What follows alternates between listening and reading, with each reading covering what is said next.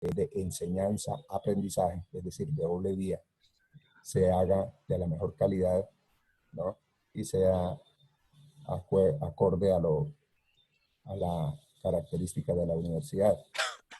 De todos modos, como ustedes están en una situación de formación, sí tengo que aprovechar la ocasión para manifestarles que la actitud de algunos de los que estaban presentes en esa primera sesión no es adecuada, ¿no? La confrontación nunca es la mejor compañía. En ese escenario simplemente asistían 7 u 8, ¿no? Y decidieron abandonar la sala y dejarnos, como quien dice, como unos bobos ahí hablando. Se cayó Señor, aquí está, se le está escuchando. Sí, pero bueno. Entonces, ese llamado de atención sí lo queremos hacer para que no utilicen esas metodologías que en nada ayudan. Por ejemplo, en términos laborales, si uno utiliza en este mundo tan competido, tan lleno de situaciones adversas, pues el que realice esas acciones de carácter discriminatorio, de desplante, pues las consecuencias en el mundo laboral se dan, ¿no? La manera de hacer un reclamo, ¿no? Si uno no lo hace, si lo hace apropiado, y a veces se tienen esas respuestas de los patronos tan desatinadas, ¿cómo no hacer si se hace una reclamación en un sentido de confrontación? Nosotros no somos para nada enemigos de ustedes, por el contrario, hacemos parte de la misma familia. Entonces, les solicito, ¿no?, que reconsideren esas posiciones, ¿no?, que van a contribuir a que ustedes cada día sean mejores personas, mejores ciudadanos. Bueno, muchachos, entonces vamos a empezar, ¿no? El curso del día martes, pues está en un desfase, o ustedes están en un desfase con relación a ellos. Requiero de parte de ustedes, jóvenes, y esa es la intención nuestra. En este primer segmento, ustedes tienen que redoblar los esfuerzos. Ya supieron que la universidad, se lo había yo anunciado, porque la experiencia que ya tiene uno lo lleva para afirmar eso, de la universidad no amplió a los muchachos que estaban al programa en específico, que estaba en esa reivindicación, no amplió el calendario. O sea, para ustedes va a regir el mismo calendario de finalización de semestre. De tal manera que nos toca, repito, redoblar esfuerzos, a madrugar, a no desperdiciar el tiempo, ¿no? Y contarán con el apoyo nuestro, desde luego. Bien, entonces, el tema de columna es muy importante porque es una de las regiones que se afectan, columna y dorso, o sea, la región del dorso que incluye el componente óseo que es columna y toda la región acompañante de tejidos blandos, los músculos. Esta región del dorso es de suma importancia en el devenir profesional del fisioterapeuta y de enfermería, porque con suma frecuencia se presenta gran cantidad de pacientes aquejados de dolencias que comprometen ese dorso. Esas dolencias pueden ser de carácter óseo, por problemas de columna, o la mayoría de las veces de sobreesfuerzos, ¿no?, en personas que no tienen la fortaleza muscular, ¿no?, y generan contracturas, generan espasmos musculares que generan a su vez incapacidades, dolor intenso, no puede uno doblar la espalda, no puede uno mover la espalda, etcétera, etcétera. Por tanto, es un escenario de mucha importancia en el ejercicio profesional. Entonces, presten toda atención. ¿Qué es la columna? Simplemente una estructura ósea ubicada en el plano sagital del tronco. Plano sagital del tronco. Sus unidades constitutivas, desde luego, que son las vértebras, ¿cierto? Sin embargo, hay que señalar que la columna, para su mejor comprensión, se divide en 5 regiones. Ahí la está marcando el profesor. La primera, 7 vértebras, son las cervicales. La segunda región de tórax, 12 vértebras. La tercera región, que es la región lumbar, 5 vértebras. Y hasta ahí llega el componente móvil.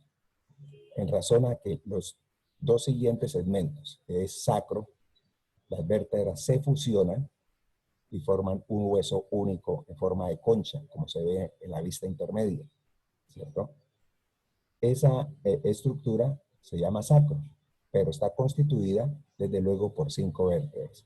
Y el segmento más delgadito, el segmento final, que parece que fuera continuación del sacro, pues es el coxis. El coxis también se ha fusionado y forma una estructura de 3 a 4 vértebras. En resumen, son 5 las regiones que constituyen la columna vertebral, de las cuales 3 regiones son móviles y 2 regiones son fusionadas. Bien, ¿qué nos permite igualmente ver esta imagen?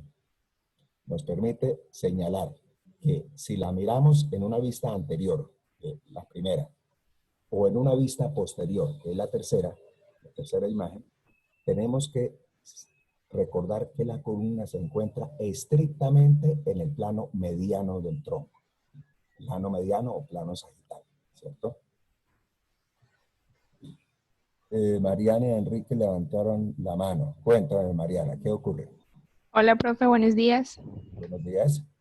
Profe, pues con mis compañeros de fisioterapia pues estábamos hablando que pues esta parte de columna y dorso pues ya la vimos. Entonces ¿Ya la pues como vieron? sabe, sí señor, Bueno, entonces, pues pero entonces, ¿torso también?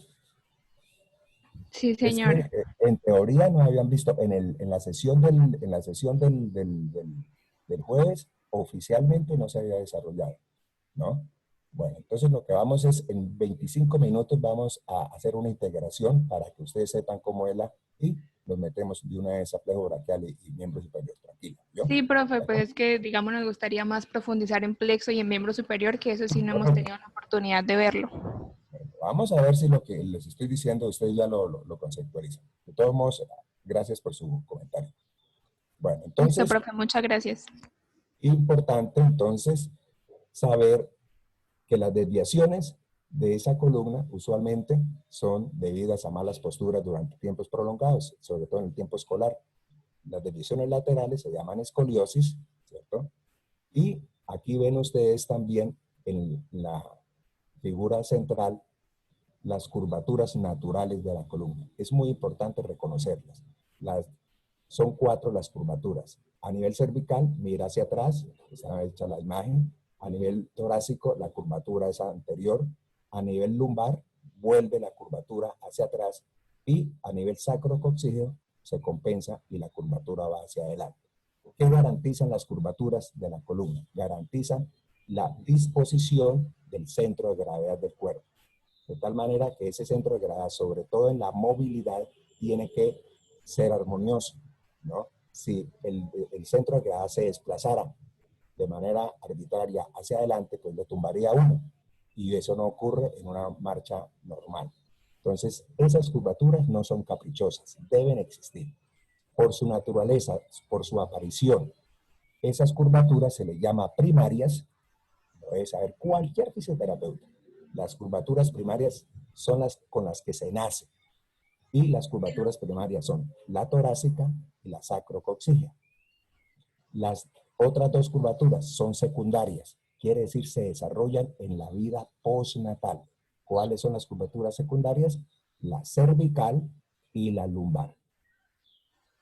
La cervical comienza a desarrollarse desde el nacimiento, ¿cierto? Y hacia los 2 o 3 meses, para ser más preciso, 3 meses, ya esa curvatura tiene que estar consolidada.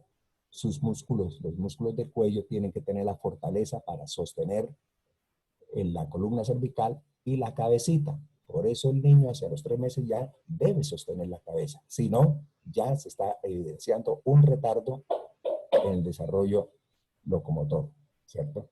La curvatura lumbar comienza a desarrollarse desde que el niño se manifiesta, es capaz de sentarse, quinto o sexto mes. Ya después gatea, se va desarrollando esa curvatura lumbar. Hacia los 9, 10 meses da solitos, da pasitos pequeños, pero se cae.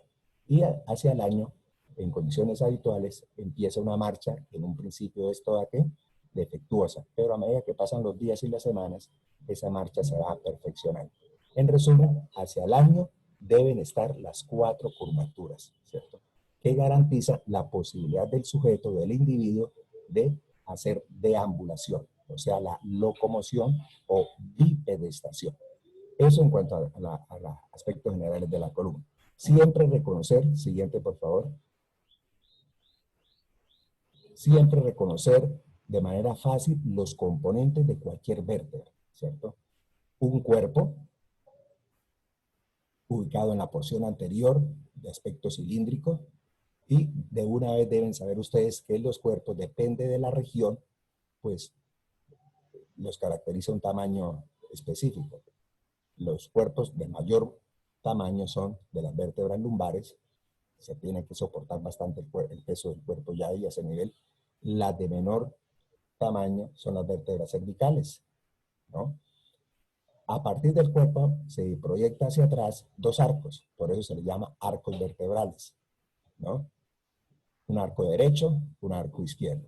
Y entre los cuerpos y los arcos forman el foramen vertebral. La suma de forámenes, si tomamos toda la sumatoria como un edificio, se va a llamar ya no foramen, sino canal vertebral, ¿cierto? Miren la diferencia. Si yo miro a nivel individual, diré foramen vertebral. Pero si miro en un todo la estructura de la columna, sería canal vertebral. Bien, ¿qué ocurre con los arcos vertebrales? En la parte posterior se unen los dos y dan origen al proceso espinoso. Ojo con la terminología. Desde ahora les señalamos que debemos aplicar la terminología internacional anatómica. No vamos a decir apófisis, sino proceso, ¿no? Eso porque aún en algunos lugares, y es muy dada, sobre todo en los profesores ya de edad, de mantener los términos viejos. No, nosotros tenemos que enseñarles a ustedes la terminología internacional, que es la que está vigente. Entonces, la palabra es proceso. A una saliente ósea se le dice proceso, no apófisis. ¿De acuerdo? Entonces, surgen los arcos y de la porción final van a estar los procesos espinosos, el famoso espinazo a nivel coloquial. ¿Cuáles son los componentes del arco? Miren, el arco tiene 2 componentes. Uno pequeño que se relaciona directamente con el cuerpo vertebral y se le llaman pedículos a la primera porción. Pedículos. Esa es la primera porción. El pedículo de un lado y el pedículo del otro, ¿cierto? Y después el segundo segmento del arco se le llaman láminas. Al segundo segmento se le llaman láminas. Pues bien, en el sitio de unión de los pedículos con las láminas surgen al lado derecho y al lado izquierdo los procesos transversos. Entonces, esa es la configuración de cada vértebra. Esta, por ejemplo, es una vértebra torácica, porque los procesos transversos tienen unas facetas articulares para las costillas. Entonces, ahí pueden. Esas facetas a nivel de las costillas son 2. Una faceta a nivel del cuerpo vertebral, ahí lo señalábamos, y la otra faceta articular a nivel de proceso transverso. Quiere decir que la articulación entre las vértebras torácicas, que son 12, y las costillas, desde luego que también son 12, se da en 2 sitios, ¿cierto? A nivel del cuerpo vertebral y a nivel del proceso transverso. Eso garantiza estabilidad de ese tipo de articulaciones. No hay que olvidar también que en la unión de las láminas con las láminas con los pedículos surgen también los procesos articulares. Para la vértebra superior o suprayacente, mire el término, si es superior se dice suprayacente, ahí sería, y para la vértebra inferior, que es la vértebra subyacente. Entonces hay doble remache hacia arriba y hacia abajo, y repito, a nivel de los cuerpos. Vean ustedes esa gran concavidad del pedículo, del pedículo, esa escotadura, esa hendidura, va a garantizar que a través de esa escotadura, entre 2 vértebras, se llama foramen intervertebral. Nada de agujero de conjugación, sino foramen, es un orificio, foramen entre 2 vértebras sería intervertebral. Por esos forámenes, ahí está el puntero, va a emerger, va a salir cada uno de los nervios raquídeos. Y muy importante, ese es el sitio. Ustedes van a oír, y ya habrán, se interesan mucho por su carrera, van a oír hablar de las famosas hernias discales, ¿cierto? Pues ocurre que el disco intervertebral se desplaza, ¿cierto? Y va a ocupar algún espacio en ese foramen, en el foramen intervertebral. Y entonces va a generar una compresión sobre el nervio que está saliendo. Ese episodio es lo que se llama la hernia discal, que no es más sino un desplazamiento, una herniación del disco intervertebral comprimiendo el nervio raquídeo que está emergiendo. Entonces vean ustedes cómo desde las ciencias básicas, en este caso desde la anatomía, comienza uno a comprender lo que está presentando el paciente que uno tenga ya en el ejercicio profesional. Ya con esa visión global que tienen ustedes, pues van a ver qué caracteriza a las vértebras cervicales, ¿cierto? ¿Qué caracteriza a las vértebras torácicas? ¿Y qué caracteriza a las vértebras lumbares? Y verán que el patrón que les he dispuesto es el básico. El cuerpo, los arcos, los procesos transversos, los procesos espinosos. Entonces, ahí sí tienen que ustedes anotar, por favor, las diferencias regionales, que son 2, 3 o a lo sumo 4 diferencias regionales. Cuando hablamos de regionales es ¿qué caracteriza a las vértebras cervicales? El cuerpo más pequeño, el proceso espinoso pequeño y bífido. Bífido quiere decir que tiene como dos aleroncitos. Y algo que no lo deben confundir, en el proceso transverso hay unos huequitos que son los forámenes. Entonces los orificios en las estructuras óseas no se les dice agujeros, porque agujeros es cualquier cosa, hasta el agujero de la puerta. Los agujeros, los orificios anatómicos o los agujeros, se les dice forámenes. Forámenes, que viene de foramina, que es agujero, pero quiere decir un agujero anatómico. Entonces, ahí están los forámenes transversarios, porque están en el interior de los procesos transversos. Muy importante, siempre que vean una vértebra ya con los huequitos, con los forámenes en los procesos transversos, es una vértebra cervical. Y por ahí debe cursar, debe avanzar una de las vértebras que constituyen la irrigación del las arterias, profe. vertebrales. ¿De acuerdo? Entonces, esa es la imagen de las vértebras, cervicales. Hay unas que se diferencian. Por ejemplo, la última se parece más a una torácica. Mire, esa es C7. Esta, profe. C7. Mire, ya no es bífida, es grande, mucho más grande que las otras. E incluso cuando se toca uno la nuca, es la parte más inferior, ahí la ve ya prominente. C7. C7, aquí, verde. Y las otras que son diferentes, eso se les dice atípicas, pues es Atlas, que es la primera, ¿cierto? Y la segunda con ese diente tan grande que permite que pueda uno mover hacia la derecha o hacia la izquierda la cabeza, que es el proceso odontoides. Odontoides, parece el canino, ¿cierto? El diente canino, que es propio de la segunda vértebra, de C2, ¿no? Atlas, la primera, y axis, la segunda, ¿cierto? Son las vértebras atípicas, junto con C7. Bien, ya les decía las características regionales de las vértebras torácicas. De antemano, les veo un proceso transverso y tiene que ver las facetas articulares. Ya pasemos a las torácicas. Mire, este es el ejemplo claro, perdón, Oscar, antes la que me mostró. Sí. Mire cómo por el foramen transversario va cursando la arteria vertebral, en este caso del lado derecho, junto con el lado izquierdo, mire, va a formar la arteria basilar, una arteria que vamos a ver que irriga el tallo cerebral y el cerebelo.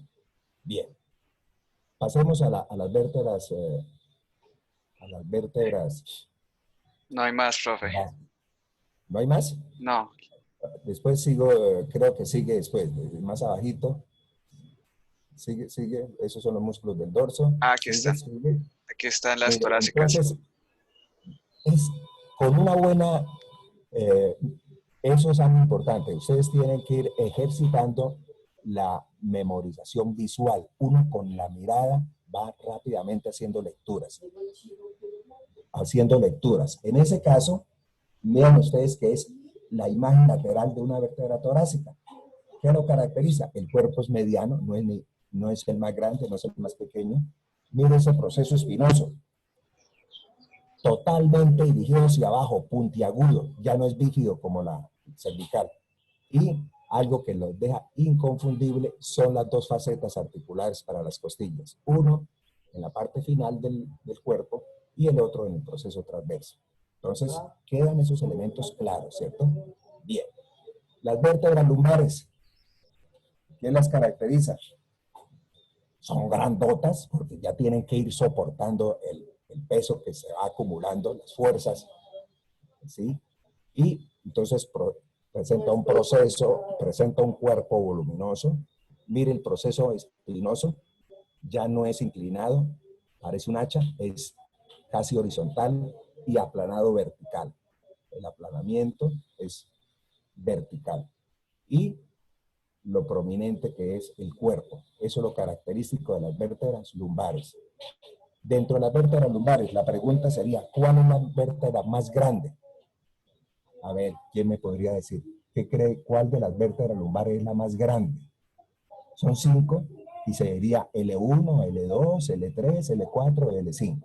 Algunos de los jóvenes, por favor, respóndame. ¿Cuál es la vértebra lumbar más grande y cuál es la más pequeña? No era, ¿Ah? pero no demora en llegar. L5, la más grande. Correcto, Geraldine. Y la más pequeña, contéstame, Geraldine. Si tiene voz, si L1. tiene micrófono, puede No, hacerlo en ella escribió L5 la más grande y L1 la más pequeña. L5. Entonces, ha dicho de manera correcta la pregunta, ¿cierto? Ha respondido. Es muy fácil, entonces como salir de lo pequeño a lo grande. Dirán ustedes, si yo agarro una vértebra, difícilmente podré decir que es L3 o que es L4, porque tendría que ser brujo. Sin embargo, si tomo las vértebras de un mismo sujeto, ¿no? Sobre todo cuando se sacan de las bóvedas o alguna cuestión, yo sí puedo organizarlas porque tengo pues, el concepto de que la más pequeña de las 5 lumbares está arriba, luego la siguiente sería L2, luego la siguiente L3 y la más grande, desde luego, la más inferior. ¿De acuerdo? Pasamos al sacro.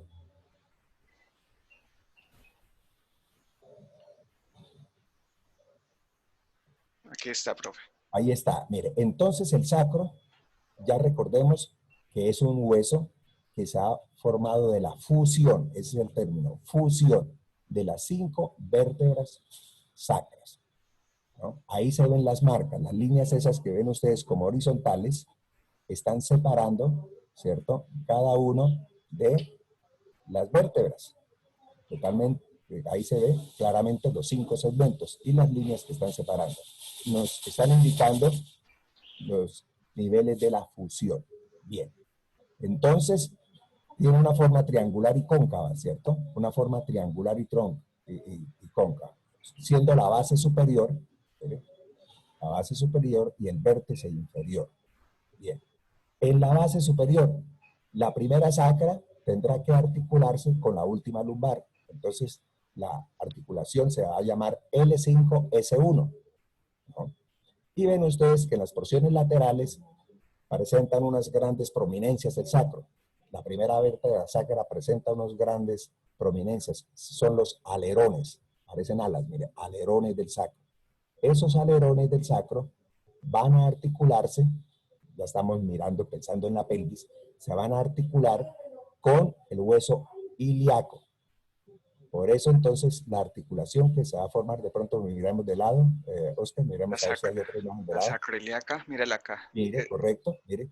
Ahí se ve la superficie, desde la vista posterior, la superficie que permite la articulación con el ilíaco. Entonces, ahí está la articulación para ir formando la pelvis sacroiliaca. A veces se expresan, sobre todo en personas ya cuarentonas, de sobrepeso, inflamación de esa articulación. Y duele, es lo que dicen las personas a nivel popular. Me está doliendo el cuadril. o sea, esa región posterior. Y el proceso inflamatorio se va a llamar sacroileitis, o sea, la articulación sacroiliaca está inflamada y por eso es que duele. Bien, esa es la parte posterior, tremendamente diferente, ¿cierto? De una vez sabe uno que la anterior era lisita, presentaban las líneas de demarcación entre las vértebras, y la parte posterior es tremendamente irregular. Miren la parte posterior, muy irregular. ¿Por qué la irregularidad? En la línea media, o sea, en el plano sagital, se ven los vestigios de lo que eran qué procesos. ¿Cuáles procesos serán? Se llama eminencia sacramedia. Esa eminencia sacramedia, ¿qué representa? ¿La fusión de qué estructuras? A ver, ¿alguien me puede responder? Los Eminencia procesos espinosos. sacramedia. Espinosas y apófisis transversas. ¿La qué? La sacramedia, Procesos espinosos. solo la sacramedia. Procesos espinosos, correcto. Procesos espinosos. Luego están unos orificios que van a representar los forámenes intervertebrales, pero en ese caso se llama forámenes sacros posteriores. Por ahí emergen las raíces posteriores, por cada uno de esos huecos, emergen las raíces posteriores de los nervios sacros, de S1, de S2, de S3, de S4, y abajito ya sería S5. Luego sigue otra prominencia, no tan evidente como la primera, y se va a llamar eminencia sacra intermedia. Esa es la eminencia sacra, sí, intermedia, que va a representar la fusión de qué procesos. Transversos. Transversos. Y finalmente se ve la más lateral, la eminencia sacra lateral. Y la sacra lateral, no, perdón, en la intermedia son los procesos articulares. Eminencia sacra media son los procesos articulares, ¿no? Tenemos Y esto. en la eminencia, esa es, ahí fue la eminencia, esa es la sacra media, al ladito está la eminencia sacra intermedia, Y luego sí la lateral. y ahora sí la eminencia sacra lateral. Eso ahora sí quedó correcto, perfecto. Ahí están las tres eminencias. Entonces, el profesor se les marcó en un lado, ustedes la van a identificar en el otro lado. Sacra media, si no la puede marcar dos veces, si no es una sola. Sacra intermedia, no es tan evidente, representa la fusión de los procesos articulares. Y finalmente, bien marcada, la eminencia sacra lateral, que representa la fusión de los procesos transversos. Transversos. Volteemos la primera. Por la cara anterior, para que recuerden, por delante están esos mismos forámenes, pero no se van a llamar forámenes sacros posteriores, sino tienen que, o sacros anteriores, podría ser simplemente procesos sacros pélvicos. Por ahí van a salir las raíces o las ramas anteriores de los nervios sacros, o sea, por atrás van desde luego las posteriores, y por este huequito hacia adelante van a salir las ramas ventrales o anteriores de los nervios sacros. Bien, finalmente tenemos el componente llamado coxis, que puede estar constituido, repito, por 3 a 4 vértebras que se han fusionado. Y en este caso, el tamaño de ellos es a la inversa de lo que ocurre en el sacro.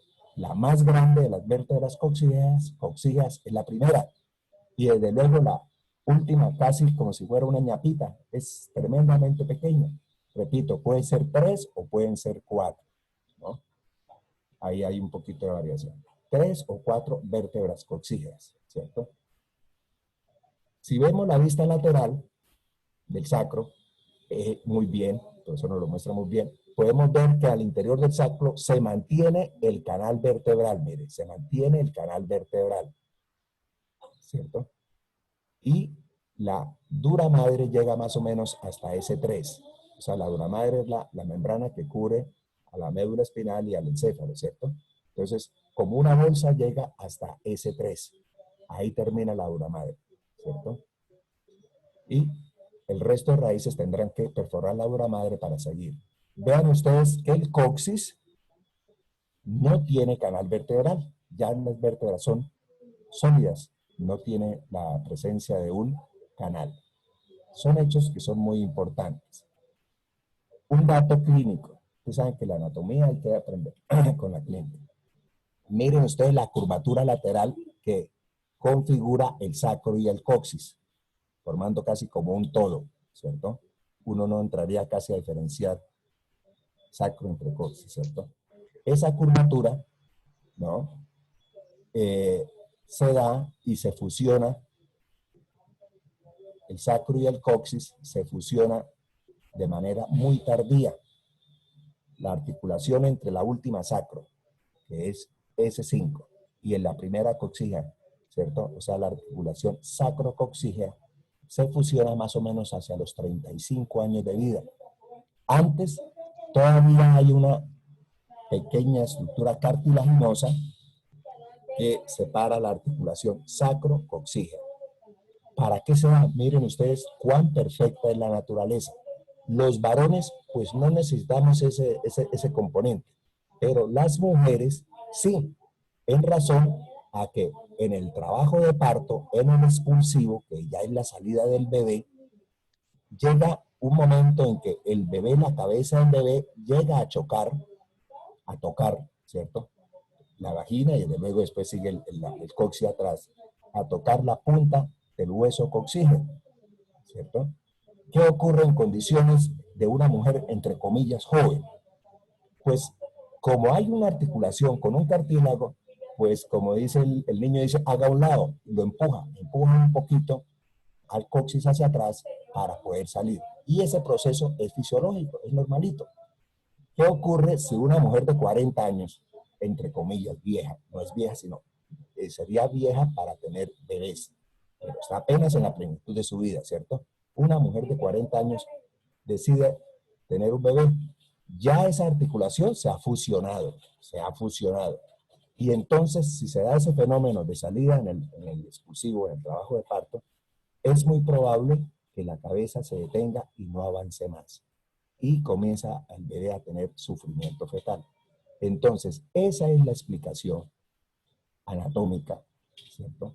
Que permite entender por qué se hace gran cantidad de cesáreas en mujeres mayores, ¿no? No se puede arriesgar un trabajo disfuncional de parto, ¿no? Eso ya en todos los centros clínicos del mundo, clínicos tétricos, la cesárea se hace a mayores de 35 años si van a tener el primer bebé, ¿cierto? Bueno, muchachos, eso era sobre la columna. ¿Alguna pregunta? ¿Alguna inquietud? El dorso. Recuerden que el dorso lo tenemos que evaluar y de ahora en adelante, recuerden ustedes, la figura de los planos. No es hacer una relación desordenada de las estructuras musculares, ¿no? Es saber que hay como si fueran pisos y hay que irlos desarrollando uno a uno, ¿no? Para poder entender funciones, para poder entender mecanismos de lesión o lo que sea. Entonces, esta imagen nos está mostrando el dorso y nos permite señalar la presencia de dos músculos inmensos muy importantes para el ejercicio profesional en el dorso. Son músculos que con frecuencia se lesionan porque son potentes y tienen que hacer o realizar trabajos de magnitud considerable. Entonces ustedes, ya el profesor les hizo el diagrama del primero, ¿cierto? El trapecio, de una forma geométrica, miren, como un triángulo, ¿no? Y el dorsal ancho en un plano inferior. Son los dos músculos que siempre dominan el escenario del dorso, ¿cierto?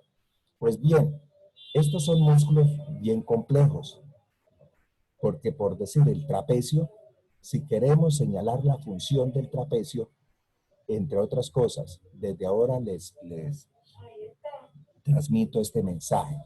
La función de los músculos no se debe memorizar de manera mecánica. Eso de cerrar los ojos y recitar como 3 veces a ver si me lo aprendí, por favor, manden esa metodología a la basura. ya no es de estudiantes universitarios. Uno tiene que memorizar, sí, claro, reforzar, pero entendiendo. Si uno no entiende, a los 8 días es muy probable que se le olvide. Y ese no es la intención.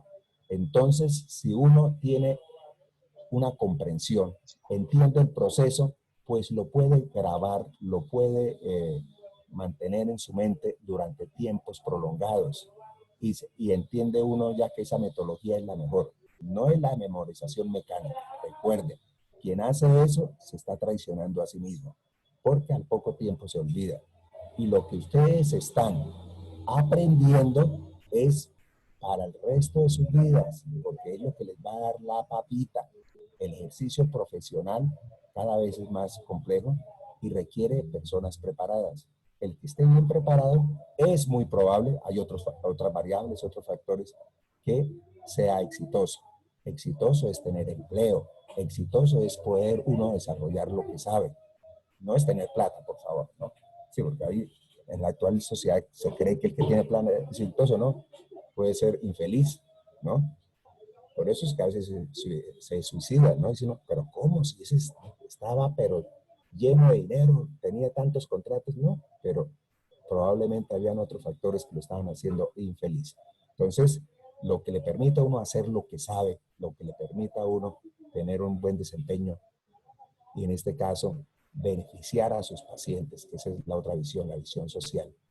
Entonces, en el caso del trapecio, no es aprenderse 3 o 4 funciones, sino saber por qué. Entonces, como el trapecio les decía, estos dos músculos, trapecio y dorsal ancho, son músculos complejos. Para poder entender la función, el trapecio lo tenemos que dividir imaginariamente, rápidamente, en 3 sectores. Por favor, profesor, el segmento superior, que es el segmento nucal, el segmento superior es el segmento nucal. Luego tenemos un segmento intermedio, que viene más o menos hasta la quinta o sexta vértebra torácica. Y luego un segmento inferior, que es el que se origina más o menos de la quinta hasta la 12ª vértebra torácica. Entonces ven ustedes ahí ya, y pueden, con esas 3 imágenes que el profesor les ha proyectado, ¿cierto? Pueden construir unos vectores de contracción. Entonces, las fibras superiores se han originado en la cabeza, en el cráneo. Entonces, si se contraen esas fibras superiores, ¿qué le van a hacer a donde se van a insertar? Que se inserta en la escápula, ¿cierto? Se inserta en la escápula, ¿cierto? Y se inserta en la línea, la espina de la escápula, ¿cierto? Específicamente en la espina de la escápula. Entonces, ¿qué le van a hacer a esa escápula que hace parte del hombro? Si yo tiro desde la cabeza, pues esas fibras superiores son las responsables de elevar. Cuando dice uno, no me hombree, eso es como mala educación, que los niños se les pone a hacer una orden y ellos dicen, yo no quiero hacerla, entonces comienzan a hombrear, ¿cierto? No, en buen sentido de la palabra, elevar los hombros es estar luchando contra la gravedad, ¿cierto? Y ese ejercicio lo tenemos que hacer muy repetidamente para que los últimos años de nuestra vida la gravedad no nos haga bajar los hombros y de una vez perder la naturaleza para la locomoción, ¿cierto? Entonces, las fibras superiores elevan los hombros. Fácil de entender. Las fibras medias. ¿Qué hacen las fibras medias? ¿Qué le hacen a las escápulas? A ver, ¿quién me puede opinar? Las fibras medias del trapecio, ¿cuál sería la función? Retracción escapular. Escápula. Dígamelo clarito que no alcancé a oír. Retracción escapular, dijeron, profe. Retracción. Y esa palabra retracción, ¿qué significará? Que se acerque hacia arriba. ¿Qué significa Llevar. retracción de la escápula? Un sinónimo de retracción ahí. Lo podría utilizar con otra que es como más entendible. Sí, retracción, ¿no? Sería lo mismo que aducción, ¿cierto? Aproximar las dos escápulas. Aproximar, aducción, ¿cierto? Eso hacen las fibras intermedias. Y las fibras inferiores, Las las fibras inferiores Llevan las van al cápsulas hombro, hacia abajo. hacia abajo, deprime. Entonces, fíjese usted que si usted le copia unos apuntes a un compañero, no lo entendería porque la presencia en la clase es fundamental. Diría usted, ¿pero cómo? Dice que eleva el hombro. Y después dice el segundo segmento aduce o retrae la escápula y después dice deprime la escápula. Si usted apenas está leyendo eso, no está leyendo una imagen, dice, el compañero se debió equivocar, porque ¿cómo así que lo eleva y lo baja? Pues sí, el segmento superior eleva el hombro y el segmento inferior deprime el hombro. Vean ustedes, por eso decíamos que es un músculo complejo, ¿cierto? Es un músculo complejo, hay que ejercitarlo mucho, sobre todo esas fibras medias para nosotros evitar la curvatura torácica que se llama jiba o sifosis. Entonces nosotros tenemos que hacer ejercicios de retracción de las escápulas para mantenernos erguidos, para mantener una buena postura, ¿cierto? Bien. Pregunta, a ver si de ustedes. ¿Quién es la estructura que inerva al trapecio? ¿Cuál es el nervio que El nervio accesorio, el nervio el accesorio? 11º par craneal. Muy bien. La raíz espinal, después vamos a ver, el nervio accesorio tiene dos componentes, uno espinal y otro bulbar. En este caso, quien da la inervación, ahorita si vemos alguna imagen, lo mostramos, ¿cierto? Es el encargado de inervar el trapecio. Entonces, si hay una lesión del nervio de la raíz espinal, ¿cuál sería el signo más notable en ese paciente, en ese lado? Por ejemplo, el paciente le pegaron una puñalada ahí en la parte de la nuca y le lesionó la raíz espinal. Entonces, en ese lado, ¿qué presentará el paciente? Dificultad para movilizar pues el músculo trapecio o la escápula. Sí, pero ¿cuál sería usted lo ve y dice, uy, se ve raro, ¿no? ¿Qué le pasa a ese hombro? Pues No creo lo que puedo elevar. se Entonces, caería. hombro Porque caído, caído no lo podría mover. ¿cierto? Hombro caído, porque el trapecio no es capaz de mantener el hombro levantado. Estábamos hablando de una lesión, ¿cierto? Entonces, en un trauma, el tipo le pegaron una puñalada o en un accidente, ¿cierto? Se le suturó, ¿cierto? Que no era de mayor gravedad aparentemente. Y queda con un hombro bien caído, sino quitarle la camisa y ve uno que hay asimetría, hay un hombro que está caído con respecto al otro. Bien, entonces es el signo más relevante de una lesión del trapecio, el hombro caído. Bien, pasemos al otro músculo. Son los grandes, los grandotes. Dorsal, ancho. La palabra lo dice todo. Está en el dorso y usted ve lo ancho que es ese músculo. Mire dónde se origina. Desde la superficie posterior del sacro, mire. Desde abajo, lo que yo les mostraba abajo, esos relieves del sacro. Todos esos procesos lumbares, mire. Es el siguiente. Los procesos espinosos lumbares y los últimos torácicos. Mire, desde ahí, ese manojo de fibras se proyecta hacia arriba y hacia afuera. Hacia arriba y hacia afuera. Y se mete a la axila, mire. Observen ustedes que el dorsal ancho se va hacia la axila y termina insertándose en una partecita del hueso húmero, que se llama surco intertubercular. Se va a insertar en el surco intertubercular, ¿no? Bien, entonces, si el apoyo es la superficie posterior del sacro y los procesos espinosos, se entiende que la función es mover la inserción, y la inserción es el brazo, ¿cierto? Entonces, el dorsal ancho, su función está orientada a mover de alguna manera el brazo, ¿cierto? Porque desde su apoyo está en el tronco, ¿cierto? Están los procesos espinosos lumbares, está en la superficie posterior del sacro, tendrá que traerse el brazo. Entonces, si entendemos ese mecanismo, ¿cómo lo vamos a describir? Las funciones del trapecio, perdón, dorsal ancho, dorsal ancho. ¿Cuál vendría a ser? Si yo mantengo posición 0, estoy de pies, le digo, trabájeme dorsal ancho. Primero le voy a decir que ¿qué? ¿El brazo me lo echa hacia adelante o hacia atrás? ¿Hacia dónde echa el brazo cuando se contrae el dorsal ancho? ¿Hacia atrás? Hacia atrás. Eso se llama extensión. Echar el brazo hacia atrás es extender el brazo. Ahora, ¿va a dejar que el brazo esté separado del tronco o lo aproxima al tronco? ¿Lo aproximo? Lo Lo aproxima. aproxima. Él no va a decir que el hombro está para afuera, sino. Entonces, aduce. Entonces, dése cuenta, esa función va a ser extiende y aduce. Y la tercera función es la que está señalando el profesor, rotación medial. O sea, mire, echa hacia adentro el brazo, la mano hacia adentro. Por eso, para que no se les olvide, a veces hay que enseñar con lúdica, ¿no? Este músculo es el responsable del limpius sculis, ¿no? ¿Y qué será eso del limpius sculis? ¿No? A ver, contésteme a alguien, ¿qué me entendería usted cuando yo le digo responsable del limpius sculis? ¿Qué será eso del limpius sculis? Esa palabra es en latín, ¿cierto? ¿No?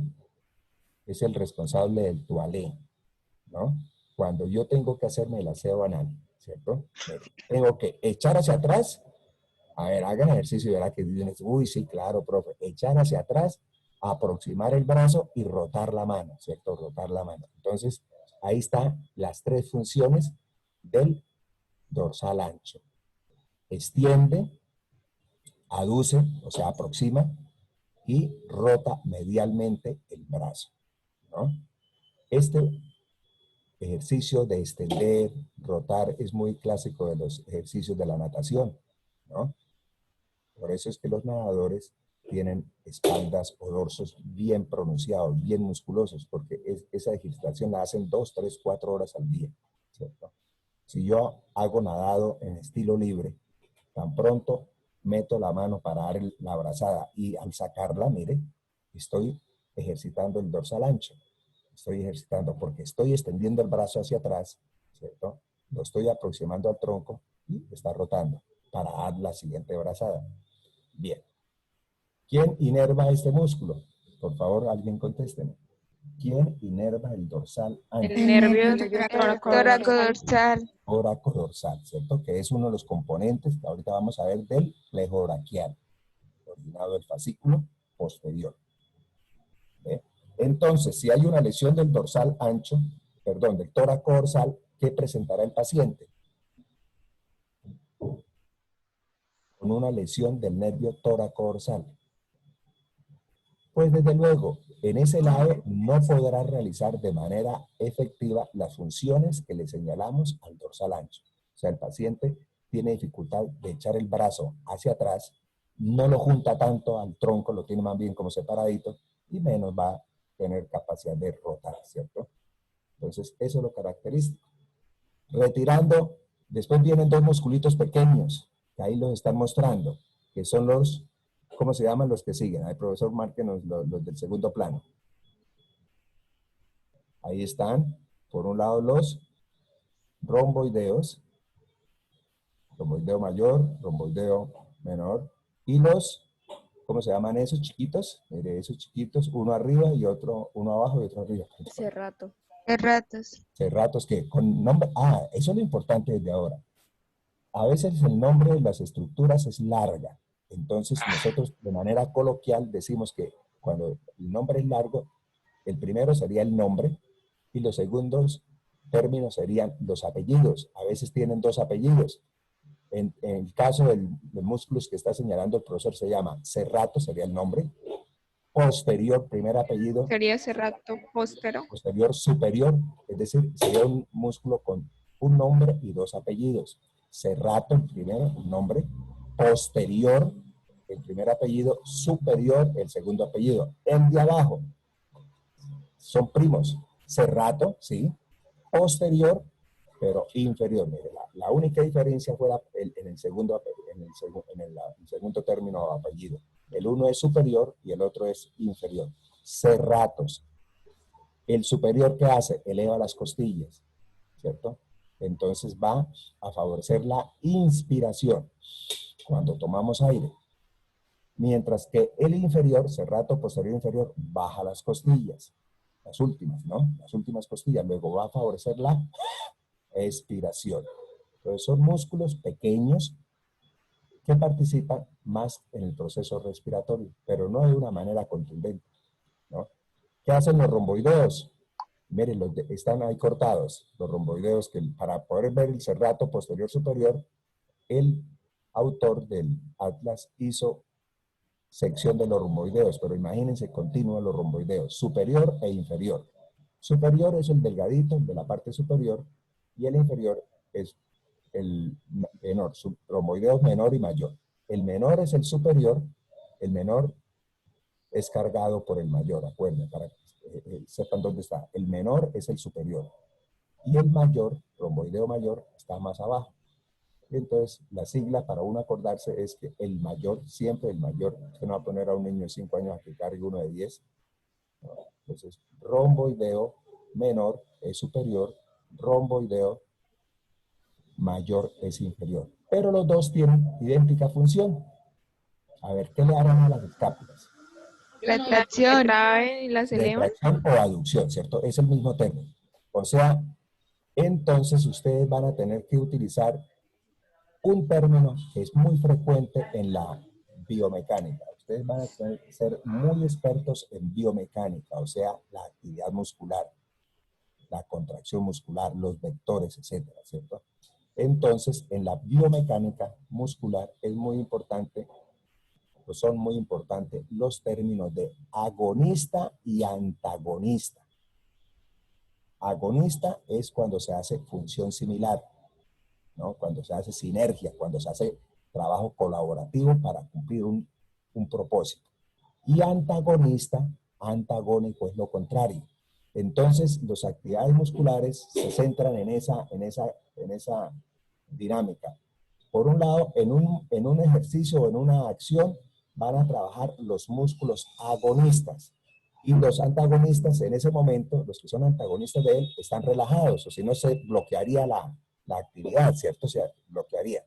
Entonces, la función de retraer, de echar hacia atrás los hombros, es decir, retraer las escápulas, requiere la acción agonista de qué músculos. Ya mencionamos uno, falta entonces mencionar el agonista. Ya decimos que los romboideos son retractores o aductores de las escápulas. Ellos, los romboideos, son agonistas de quién. Ahí está misma la figura. ¿Del trapecio? ¿De las Pero fibras ¿qué fibras? intermedias? Ahí donde tiene que Las ser uno. intermedias. Fibras intermedias. Entonces, cuando yo estoy en el laboratorio, utilizo a veces escenarios de laboratorio, porque en el laboratorio, como no tiene espaldar, son prácticas cortas, no se requiere tener esas sillas grandotas con espaldar. Entonces, con facilidad se le olvida a uno, cualquiera de ustedes, a uno mismo se le olvida, cuando lo miran está uno todo encogido, ¿cierto? Todo protraída los hombros, ¿no? Entonces, ya les he dictado la clase, simplemente yo le digo, le toco la espalda al joven que está en esa posición y le digo, trabájeme fibras de romboideos y trapecio intermedio, ¿no? Si el muchacho no se lo ha olvidado de una vez, mejora la posición y retrae sus escápulas, derechito su dorso, ¿no? Entonces, esa función de retraer las escápulas se debe a una acción agonista de romboideos y de las fibras medias de trapecio. ¿De acuerdo? Bien. Quitemos ese segundo plano y nos quedamos con el tercero, que es espectacular. El tercero, ¿no? El tercer plano es el del erector de la columna. Erector de la columna. Grueso, se puede uno tocar, pases en la mano atrás, a la región lumbar, y ven ustedes una columna muscular inmensa, evidente, ¿cierto? Es el famoso erector, y le está diciendo la función, erector de la columna. Mantiene la columna extendida. ¿Qué se tienen que aprender desde ahora? Que ese erector de la columna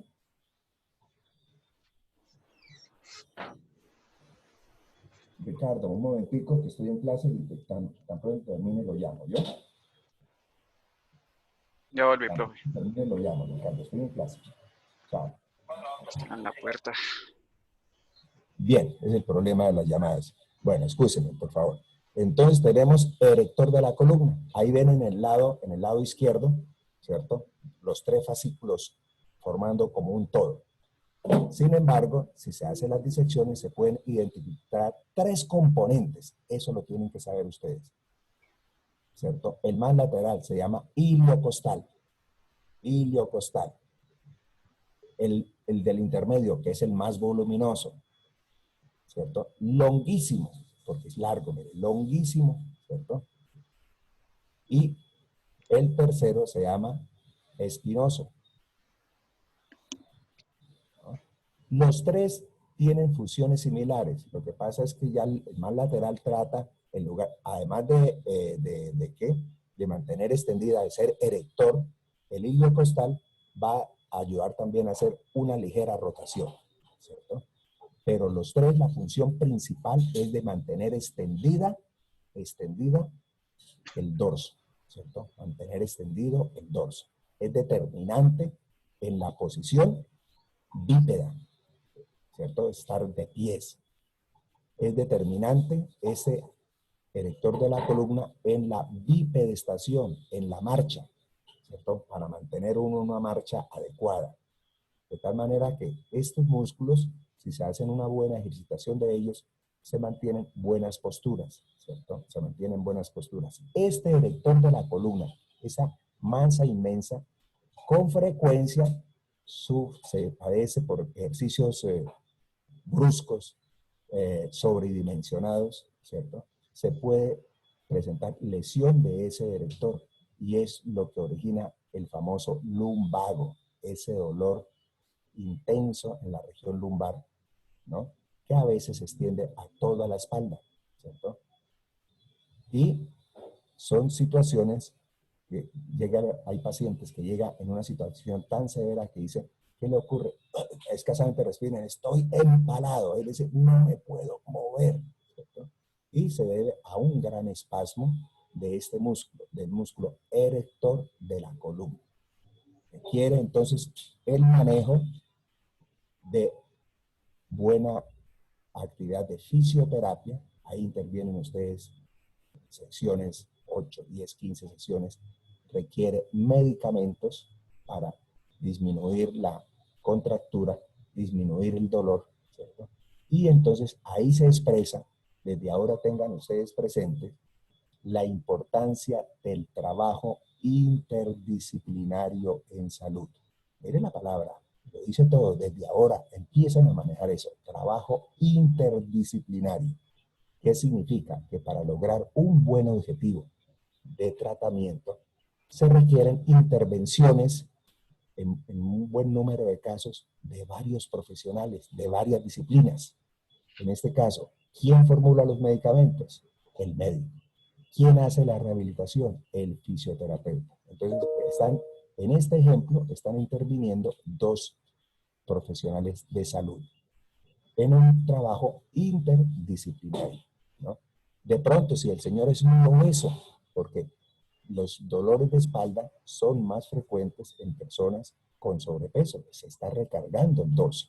Entonces, si se hace recurrente ese dolor, a pesar de las labores de fisioterapia, a pesar de las labores médicas, ¿qué otro profesional debería intervenir en ese manejo? A ver, alguien me contesta. ¿Nutricionista? Nutricionista. Entonces le encargamos a ese profesional en ese manejo interdisciplinario, pues que haga lo suyo, contribuya a que ese paciente disminuya la carga que está originando ese dolor. Entonces, ahí tenemos el ejemplo. Entonces ya interviene un tercer profesional. ¿De acuerdo? Entonces, tengan desde ahora muy importante. A veces se nos olvida y creemos que cada uno por su lado. No. Ese es el manejo interdisciplinario. Bien. La pregunta del millón. Este músculo que es tan voluminoso, tan largo, mire, parece una columna al lado y lado de la columna vertebral con sus 3 fascículos. ¿Quién lo inerva? Por favor, Oscar, vayamos pasando de pronto la imagen. Mientras alguien nos contesta, ¿quién inerva a ese músculo? Las ramas posteriores de nervios espinales. Muy bien, ramas posteriores de los nervios espinales. ¿Cómo nos explicaría eso? ¿Cómo nos explicaría? ¿Qué son las ramas espinales? Cuando usted dice ramas, entonces, ¿de quién está hablando? ¿De cuáles nervios? Espinales, pero ¿cuáles en particular? ¿Cómo haría un poquito ampliada? Está correcta su respuesta, pero a mí me gustaría que lo entendiera aún más. Es probable que usted lo entienda muy bien, ¿cierto? Pero entonces queremos que quede como más ampliada esa información. Cuando digo está inervado, repito sus palabras, por las ramas posteriores de los nervios espinales. Eso es una respuesta correcta. ¿Cierto? Pasemos la imagen, profesor Oscar, de la imagen de la inervación. Mire esa belleza, mire esa belleza. Ahí están ustedes en esa imagen, cada uno de los nervios espinales, sus ramas posteriores. Entonces ven ustedes cómo, miren arriba, miren la raíz accesoria del trapecio, miren, la raíz accesoria del espinal inervando el trapecio, ¿no? Y aquí ¿No? las ramas Y dorsales. cada uno, o sea, ramas posteriores de T1, T2, T3, T4, L1, L2, L3, todas van a frente a su segmento, va a inervar los músculos que están al frente. Entonces, los músculos que no tienen nervio propio, miren, los músculos que no tienen nervio propio, saco el trapecio, que es la raíz espinal del accesorio. Saco, estas ya serían las ramas cutáneas, las que están ya mostrando, están sobre la piel. Pero el resto de musculitos que acabamos, ¿cierto?, de mencionar, que no tienen, pues la inervación sí viene a ser por las ramas posteriores de los nervios espinales, ¿cierto? Finalmente, profesor Oscar, está el cuarto plano. El cuarto plano. Mira ahí. El cuarto plano. Quitamos, ahí ya no ven ustedes, quitamos el erector de la columna y nos encuentra una masa muscular que está ubicada entre los procesos transversos y los procesos espinosos, ¿no? Entonces, transverso espinoso se les llama, ¿cierto? Y en particular son los rotadores de la columna. Los rotadores de la columna, ¿cierto? Hacen parte de los llamados músculos transverso espinosos. Hay unas figuritas que se dicen rotadores largos y la otra es que se dicen rotadores cortos, Sí. ¿cierto? Depende de la longitud que tiene. Aquí está el ese corto rotador. y aquí está el largo. ¿Cierto? Largo llega hasta la parte superior y el menos Hasta el cuerpo. ¿cierto? Entonces, esos son los transversos espinosos, ¿cierto? Que son rotadores y los otros son los multífidos, pero se mezclan entre sí, es difícil de separarlos, incluso en el laboratorio no los disecamos, porque los cadáveres que disecamos se vuelven unos flecos totalmente desagradables. Entonces, en la mayoría ya hemos tenido la experiencia que apenas llegamos a disecar el tercer plano, o sea, el plano del erector de la columna. Y este lo dejamos ocultico para no dañar el cadáver, ¿cierto? Entonces, pero hay que recordar que en ese plano, entre los procesos transversos y los procesos espinosos, se encuentran los multífidos y los rotadores. La función de estos músculos, ante todo, es rotar a la derecha o rotar hacia la izquierda, ¿cierto? Hacer mover, ¿cierto?, el eje de la columna hacia la derecha o hacia la izquierda, ¿no? Y todos los músculos, en últimas, que están alrededor de la columna, van a ejercer una función de estabilizadores en su conjunto, en una mirada global. Los músculos del dorso van a contribuir a mantener estabilizada la columna, ¿cierto?, en la línea, en el plano sagital, para evitar que se desvíe hacia la derecha o se desvíe hacia la izquierda. Cuando se adquieren esas posturas, por ejemplo, un niño que se agacha a un lado y dura 2 horas para escribir, pues va generando una acción viciosa, se llama viciosa, que va a contribuir a que la columna a través del tiempo se vaya desviando para un lado, ¿cierto? Bien, eso era sobre el dorso. Ahora entonces nos vamos con el miembro superior. Espera un segundo. Profe, que pena una pregunta. Superior. Profe, Sí, le está preguntando a una estudiante, profe. Sí, por favor. ¿los elevadores de las costillas también estarían en ese último plano? Sí, señora, sí, señora. Pero ese sí está directamente a realizar, y la palabra lo dice. Ese es el término muy bonito de la terminología internacional, que los nombres son muy funcionales. Dese cuenta, cuando usted le dice rotadores, ya está, le está diciendo la función. Y los elevadores de las costillas, pues mire, va desde los procesos transversos a las costillas inferiores, mire.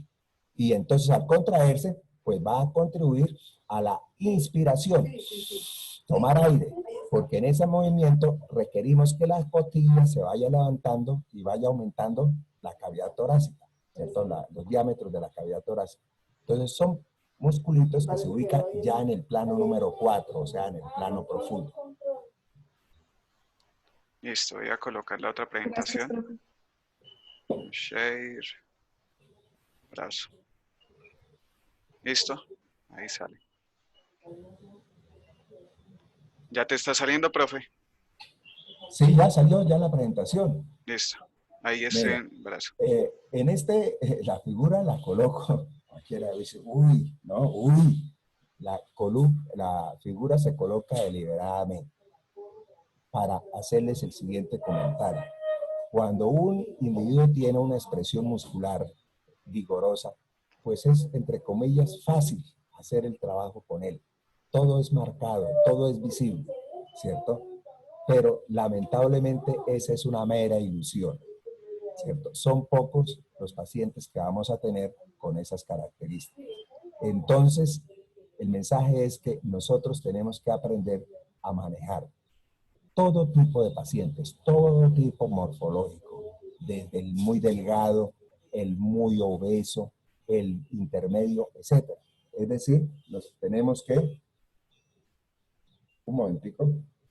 Sí, Ramón, por favor, mándeme el enlace, ¿yo? Aló. Mándeme el enlace, mándeme el enlace. Y, bueno, estoy en clase ahorita con fisioterapia, entonces los atiendo más luego, ¿yo? Bueno. Bueno, perfecto.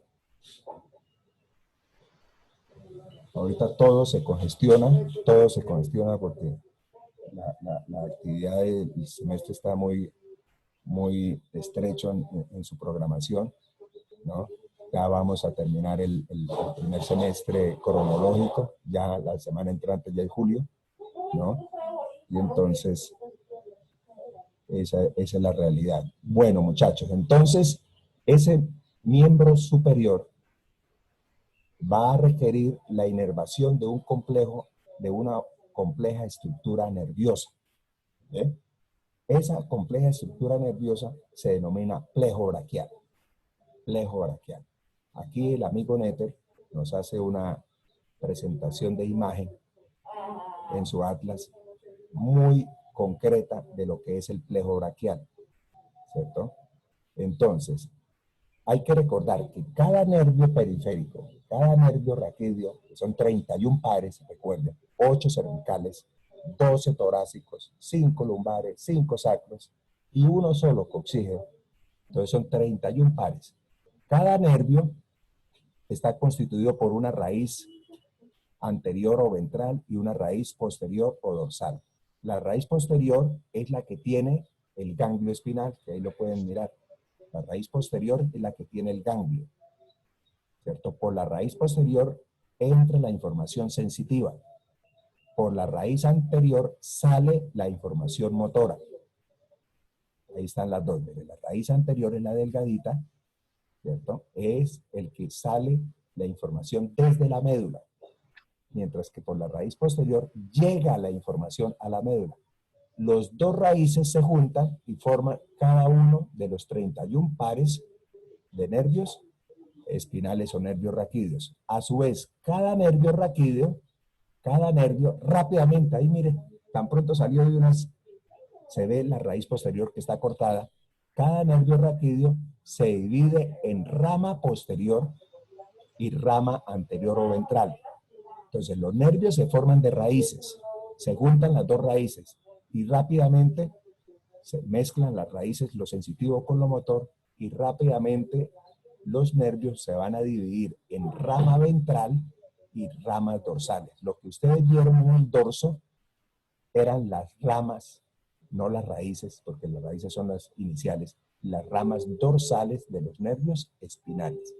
Aquí en esta imagen vemos que el plejo braquial se forma de las ramas ventrales de los nervios C5, C6, C7, C8 y T1.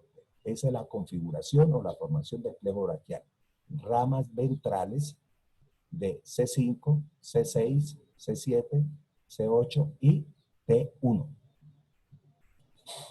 Ese ejercicio lo tenemos que marcar correctamente. Y entonces comienza ese entramado de cómo se va formando o configurando el plejo braquial.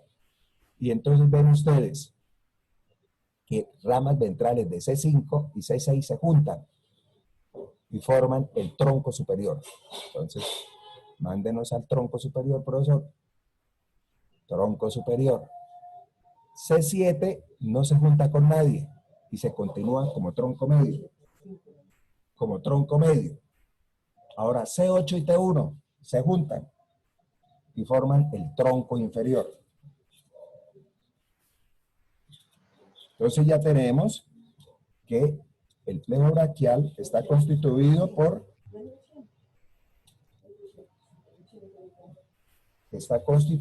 tres troncos. Tronco superior, tronco medio y tronco inferior. ¿Qué ocurre con cada uno de los troncos? Tronco superior, tronco medio, esa tendencia a dividirse. Entonces el tronco superior, tronco medio y tronco inferior vuelve y se divide, ¿no? En divisiones posteriores y divisiones anteriores. A ver, verifiquemos las divisiones posteriores, que es la más sencilla de identificar. Las divisiones posteriores del tronco superior, del tronco medio y del tronco inferior se juntan, las divisiones posteriores, para formar el fascículo posterior. Entonces ya los troncos, sus divisiones van a formar los fascículos. Entonces tenemos división posterior del tronco superior, división del tronco medio y al final nos está mostrando la división del tronco inferior. Los tres, como en un trinchete, se juntan para formar el fascículo posterior. Muéstrenos el fascículo posterior. Fascículo posterior. Ahí, hasta ahora tenemos fascículo posterior. Ahora, ¿qué ocurre? Las divisiones anteriores del tronco superior y del tronco medio se juntan y forman el fascículo lateral. Divisiones anteriores ahí, del tronco superior y del tronco medio, van a juntarse a formar el fascículo lateral. ¿Qué nos queda?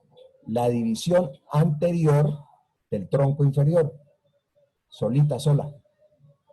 Esa división anterior del tronco inferior va a formar el fascículo medial.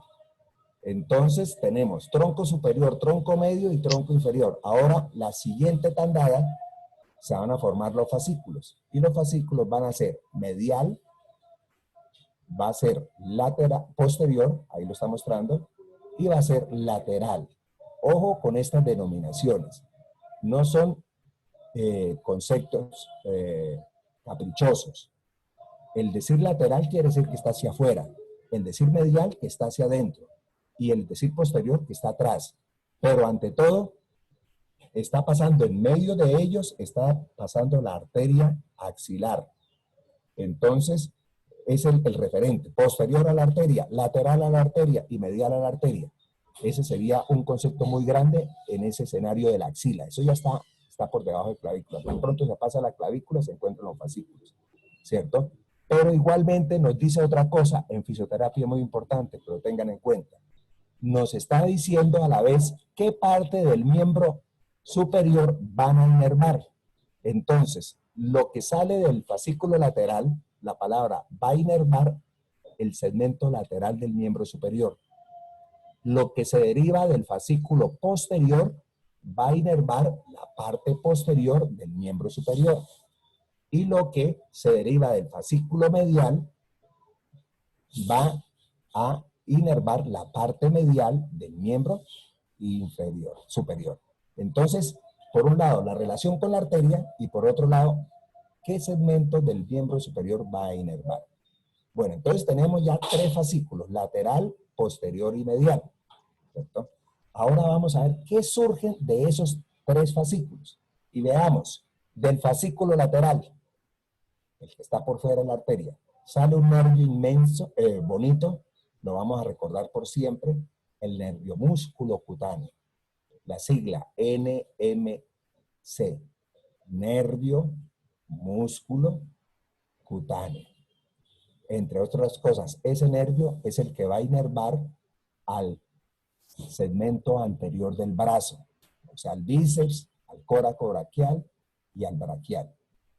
Entonces, ahí lo tenemos, mire, qué belleza. Mire, del fascículo lateral, mire, está saliendo nervio músculo cutáneo. Nervio músculo cutáneo. Ahora, de ese fascículo medial también sale una rama que va a ser parte, la raíz medial del mediano. Ese segmentico se llama raíz medial del mediano, ¿cierto? Esta es la lateral, profe. Raíz lateral del medial, Y esta es la ¿cierto? medial, sí. Entonces veamos nuevamente la siguiente figura que nos mostró el profesor. Entonces, mire, la Aquí raíz lateral del mediano, mire, raíz lateral. Eso es lo que está saliendo, mire, la raíz lateral. Bien.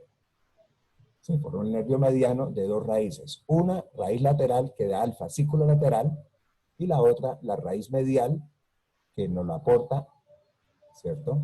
El fascículo medial. Ujú. Bien. Ahora veamos, ya que está ahí cerquita, entonces, y dejamos de último el fascículo posterior. El fascículo medial, recuerden, está medial a la arteria y va a inervar la parte medial del miembro superior. ¿Qué aporta el fascículo medial? Aporta la raíz medial del mediano.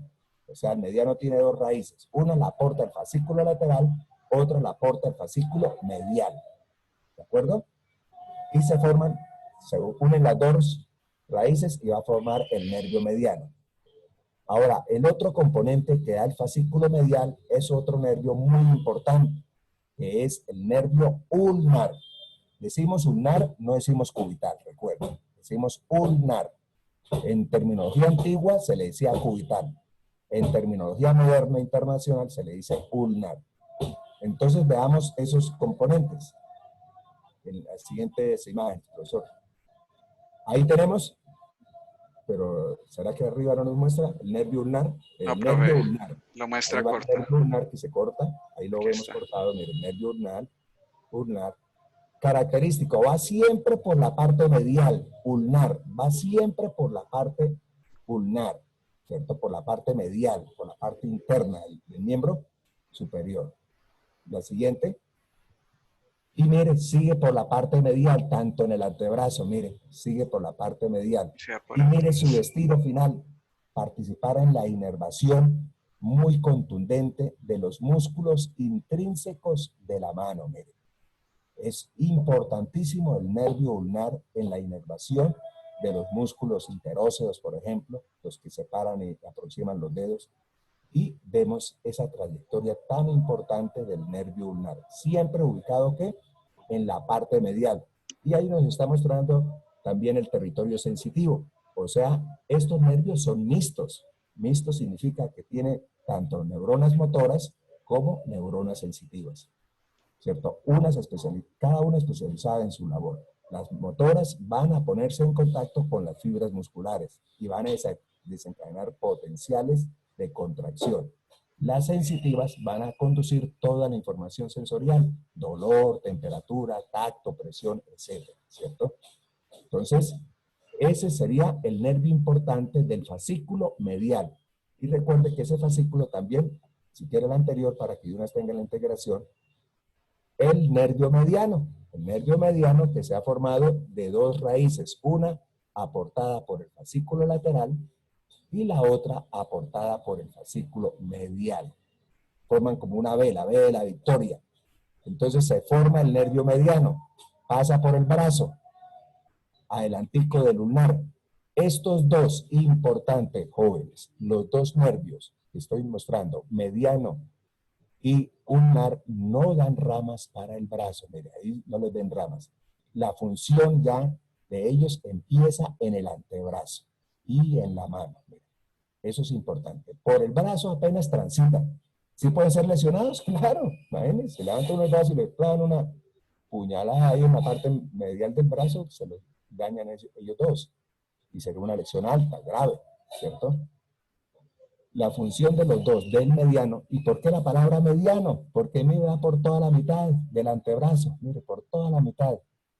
¿cierto? Casi en sentido equidistante, ¿cierto?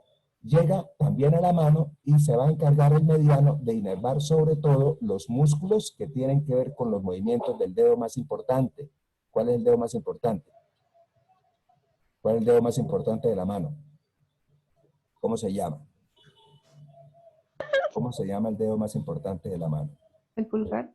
Pulgar. Entonces la inervación de los músculos que tienen que ver con los movimientos del pulgar, esos músculos que ahí se ven en la mano, que se llaman los músculos del tenar, esa prominencia que da hacia el pulgar se llama el tenar. Y la prominencia que tiene que ver con el quinto dedo, dedo mínimo, en lugar de meñique, digan mínimo, se llama hipotenar. Entonces, el hipotenar sí está inervado por el ulnar, mientras que el tenar está inervado por el mediano. ¿De acuerdo? Entonces, dos nervios supremamente importantes, hemos señalado ya tres, hemos señalado nervio músculo cutáneo del fascículo lateral, nervio mediano y nervio ulnar. Sigamos con la del fascículo posterior. Veamos qué sale del fascículo posterior. Pero veamos la primera imagen, profesor, la primera imagen para volver a recordar. Ahí. Mire, el fascículo posterior. Sabíamos que el fascículo posterior se formaba de las divisiones posteriores de los tres troncos, del tronco superior, del tronco medio y del tronco inferior. Sale el fascículo posterior. Pues del fascículo posterior, ven ustedes, terminan dos ramas terminales. Da dos ramas terminales. Una pequeña sale inmediatamente que se llama nervio axilar. Lo vamos a ver ahorita. Y el otro, nervio radial. Y ahí tenemos la configuración global del plexo braquial. Nervio axilar y nervio radial. Recuerden, se origina del fascículo posterior. Entonces, ya vamos a mirar. Mire, foto muy espectacular. Ese primero que encuentran es el nervio axilar. Y no lo olviden nunca, es el nervio que inerva al músculo deltoides. Deltoides, el músculo que cubre el hombro. Entonces, el responsable de la inervación es el nervio más pequeño del fascículo posterior, que se llama nervio, ¿nervio qué? Axilar. Además del deltoides, hay al vecino que está diciendo, ¿y a mí por qué no? Ese se llama el nervio, el músculo redondo menor. Entonces, es muy fácil de entender la función de este músculo, de este nervio, perdón, porque inerva apenas a dos músculos, uno inmenso, que es el deltoides, y el otro pequeñito, que es el redondo menor. Ahí está haciendo la secuenciación, el profesor marcó los músculos que están comprometidos con la inervación del nervio axilar. Ahora nos vamos al otro, el nervio radial. Recuerden, posterior, siempre todo lo que sea posterior es radial en el miembro superior. Por eso, el compartimento posterior de brazo, que es el músculo tríceps, y todos los músculos posteriores del antebrazo, que de alguna manera ejercen función extensora, extensor del pulgar, extensor de los dedos, extensor del índice, extensor del dedo mínimo, todo ese componente posterior, la inervación, si quiere hay otra, si quiere, la inervación está dada, miren, posterior, miren. Hay más por acá. Por el nervio radial, miren, el nervio radial. Vean ustedes cómo terminó el nervio radial también dando inervación al segmento posterior del antebrazo. Esta es la sensitiva. Entonces, una lesión del nervio radial va a dar incapacidad de que estos músculos puedan realizar su labor extensora. Por eso, el signo de mano caída, la mano se cae, no la puede uno extender, es propia o es característica de lesión del nervio radial. Recuerden muy bien, nervio radial, al estar lesionado, el individuo no podrá no podrá extender la mano. Y por eso Se es fleja. característico mano caída, ¿cierto? Mano caída. Estas lesiones, pues desde luego que en los tiempos modernos, y si hay intervención compleja, la lesión de estos nervios se puede suturar, se llama neurorrafia, eso lo hacen los cirujanos plásticos. Y desde luego la recuperación de una lesión del radial, del mediano, del ulnar, implica el trabajo interdisciplinario. El cirujano hace la cirugía, pero el proceso rehabilitador es muy extenso, de meses, ojo, de meses. No van a ser 30 terapias, van a ser 150, 200 terapias, porque se necesita 6, 8 meses de rehabilitación permanente para recuperar esa función perdida. O sea, lo del chistecito, el compadre le dio el machetazo ahí al otro compadre tomando cerveza, le lesionó el nervio radial y mire, al sistema de salud le implica todo un gasto enorme, enorme, pero bien enorme, de muchos millones, pero todo, como dice cuenta, por la salud vale, ¿cierto?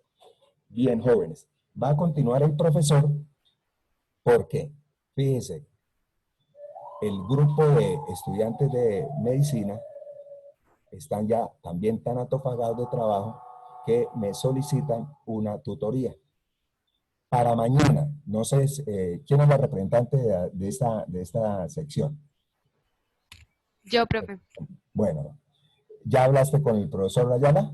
Sí, sí, señor. Él me dijo que mañana íbamos a tener de 9 a 11. ¿Mañana? No, pero mañana, viernes. Sí, mañana viernes, sí, señor. Ah, ¿de 9 a 11? De 9 a 11, sí, señor. Él dijo que iba a buscar. Horario de ahorita, ¿cierto? En el mismo horario. Entonces, mañana Sí, yo realizaré la tutoría, ¿cierto? En esa tutoría vamos a ampliar, ¿cierto?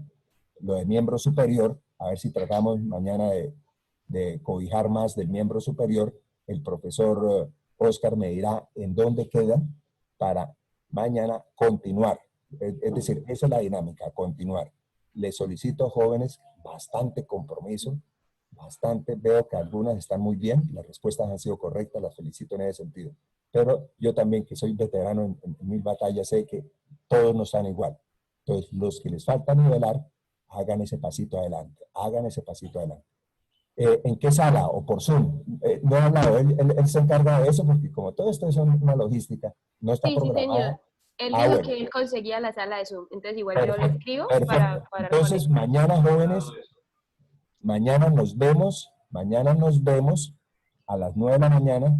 Yo le copio las claves al profesor y continuamos. Por ahora van a continuar la media hora que falta, los 25 minutos que faltan, van a continuar con el profesor Oscar.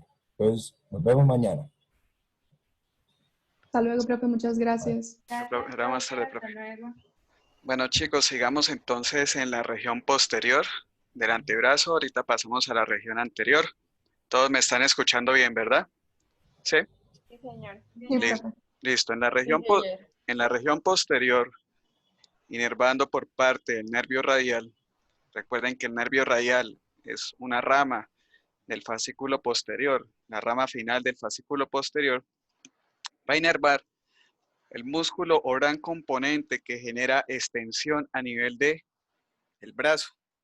Recuerde que estas áreas se dividen en hombro, brazo y más abajo antebrazo. Porque uno tiene el concepto de que brazo es todo.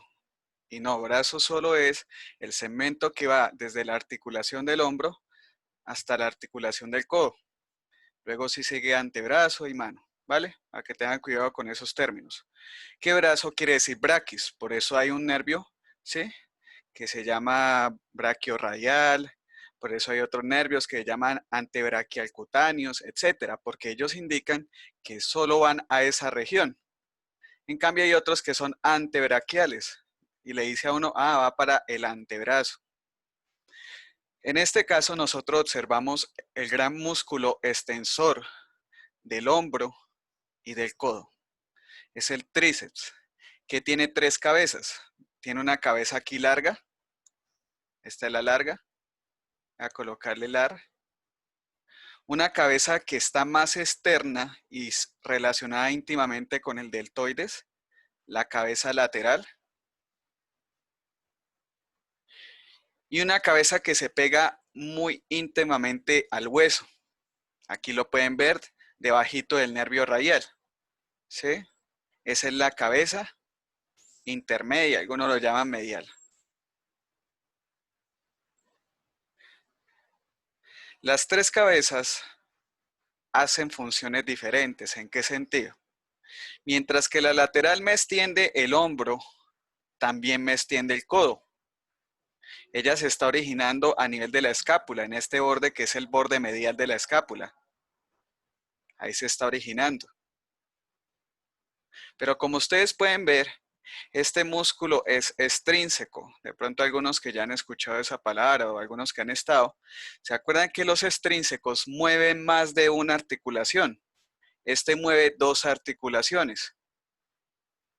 Mientras que la cabeza lateral y la cabeza intermedia, como se están originando en el mismo húmero, pues ellas solo terminan moviendo la región del codo.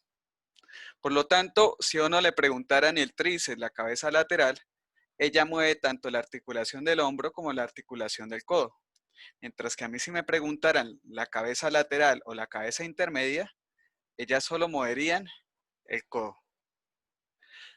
Las 3 se unen para hacer un movimiento sinérgico, aumentar la fuerza muscular y poder hacer un movimiento mayor.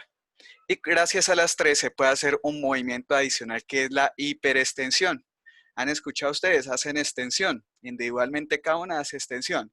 Pero cuando se suman las fuerzas de las 3, hacen hiperextensión. No se les olvide que este es inervado por el nervio, ¿cómo se llama este? ¿Cómo se llama este nervio, chicos? Radial. Radial. Y miren este otro nerviosito acá. El radial tiene también nervios sensitivos. Recuerde lo que les dio el profesor Ballesteros. El nervio radial es un nervio mixto. Y él tiene una ramita que luego se suelta, que va a inervar la parte superficial de la piel, en la parte posterior del brazo, y se le conoce como braquial cutáneo posterior. Simplemente es para que recuerden, el nervio radial me inerva motoramente y sensitivamente la región posterior del brazo. Finalmente, estos 3 se unen. Y se unen en un tendón común, un tendón tricipital, que se va a insertar en este hueso. El hueso que está articulando a nivel del codo. ¿Cuál es el hueso que articula a nivel del codo?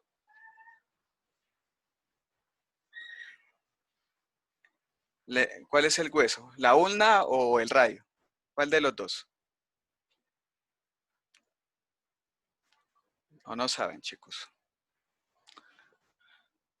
La una. La ulna, recuerden, tienen que estar repitiendo eso, se los digo porque a mí me pasaba como estudiante que uno confundía cuál era la ulna y cuál era el radio. El radio está siempre hacia la parte externa del antebrazo, mientras que la ulna está hacia la parte medial, ¿sí? Esto es la parte medial y esta es la parte externa o lateral. Si ustedes están con dudas, pues mírense sus brazos y se acuerdan, hacia adentro está la ulna y hacia afuera está el radio. Entonces, aquí está insertándose este tendón en una estructura que hay en nivel de la ulna. Vamos a ver si está por acá. No la veo. Están en otras diapositivas. Ah, no, aquí está, mírenla acá. Si ven esta estructura, ese, ¿cómo se llama él? Olecrano. Ese es el olecrano. Ahí pueden ver en azulito. Recuerden que lo rojo significa orígenes. Lo azul, inserciones, ¿no?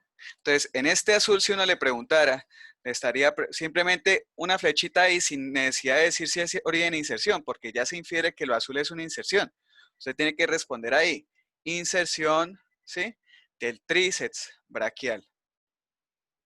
Finalmente, entonces, la función de él es extender el codo. Pero él va a tener un antagonista que está en su cara anterior. Y ese es el bíceps braquial. El bíceps braquial, que como su nombre lo indica, pues tiene 2 cabezas.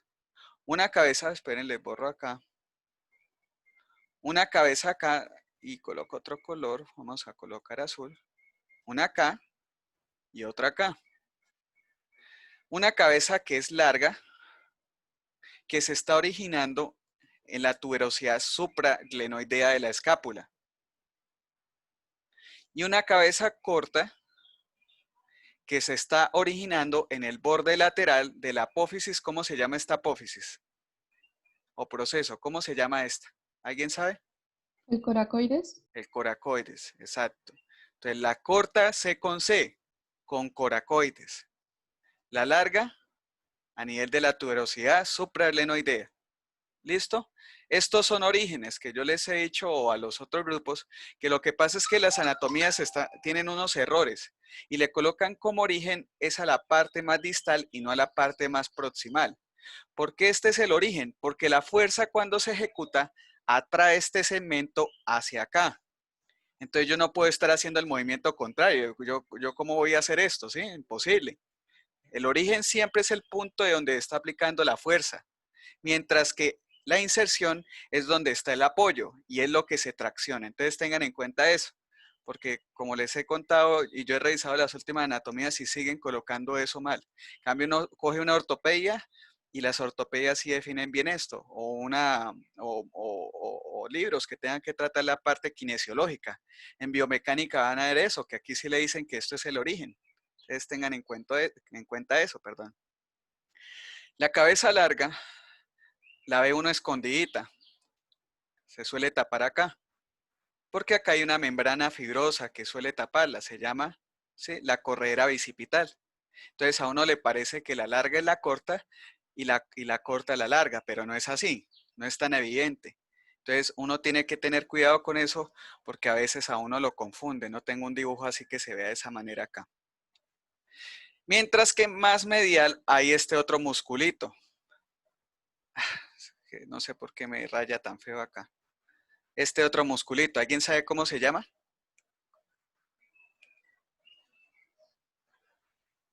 Este es el coracoraquial. Como su nombre lo dice, ¿sí?, viene del borde más medial del coracoides y se inserta en la cara medial del húmero. Su función va a ser la siguiente. Este les va a flexionar el hombro. ¿Oyeron? Este les va a flexionar el hombro. Mientras que el bíceps braquial, tanto su cabeza larga como su cabeza corta, van a flexionar el hombro y van a flexionar el codo.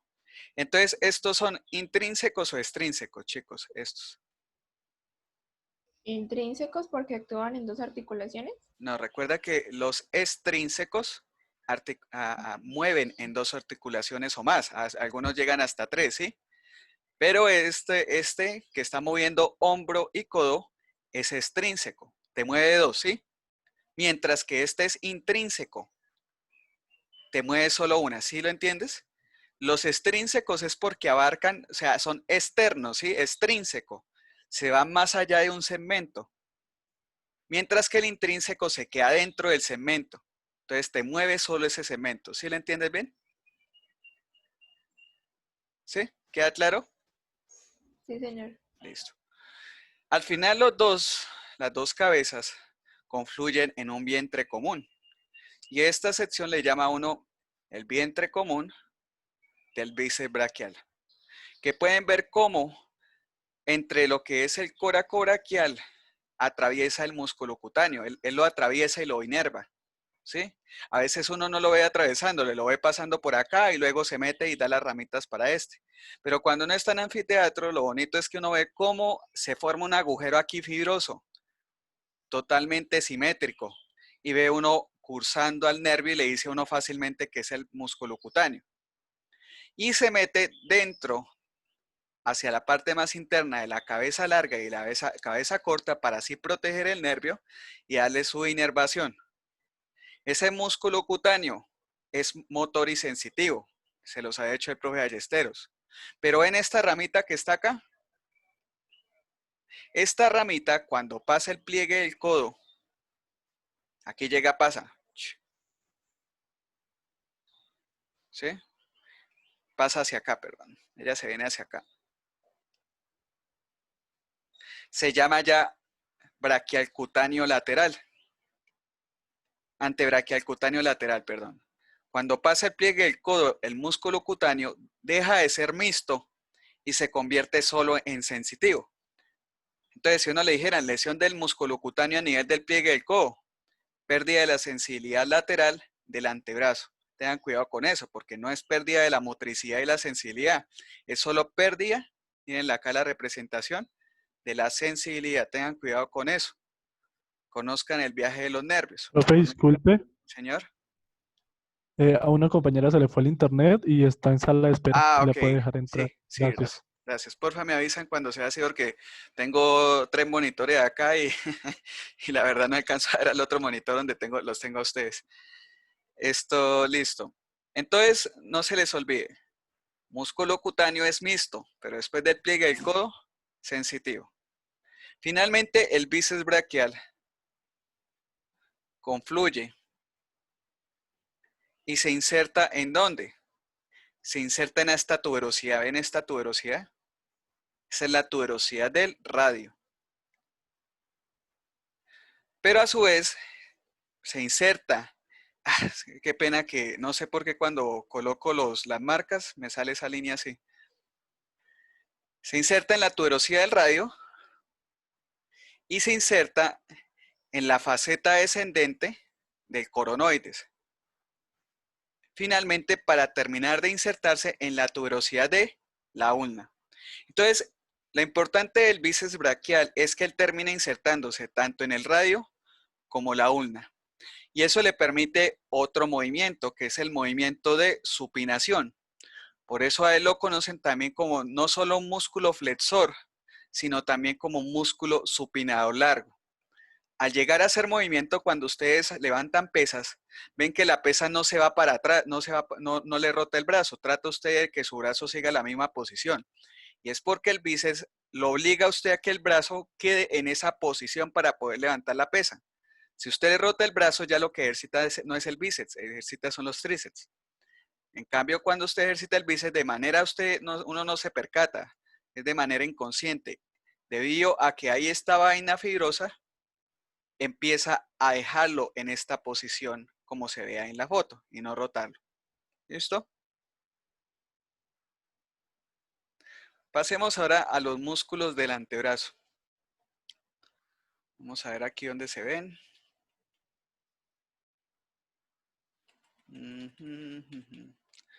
¿Ustedes ya vieron estos músculos o no? Chicos, estos no los han visto, ¿no? ¿Cierto? Entonces, vamos a hablar primero entonces de los músculos deltopectorales. Ya vimos que hay unos músculos que están a nivel del dorso, pero uno a nivel del dorso ve unos músculos que se relacionan más con la zona escapular. Uno que se relaciona con la espina de la escápula. Esa es la espina de la escápula. Toca hacerlo rápido. Uno que está arriba y uno que está abajo. El de arriba es el supraespinoso. ¿Sí? Mientras que el de abajo es el infraespinoso, como su nombre lo indica. Uno arriba de la espina de la escápula, mientras que otro abajo de la escápula. ¿Sí? Ustedes tienen que saber qué nervio me lo está inervando. ¿Alguien sabe qué nervio lo está inervando del plexo braquial? Hay un nerviecito, el supraescapular. Uno tiene una zona en la escápula que es por detrás y una por delante. Esta es la de adelante y aquí podemos ver la de atrás, ¿sí? La de adelante, que uno la vería si uno tuviera una cara anterior, es la zona subescapular. Sub, con B. Subescapular. ¿Vale? Subescapular.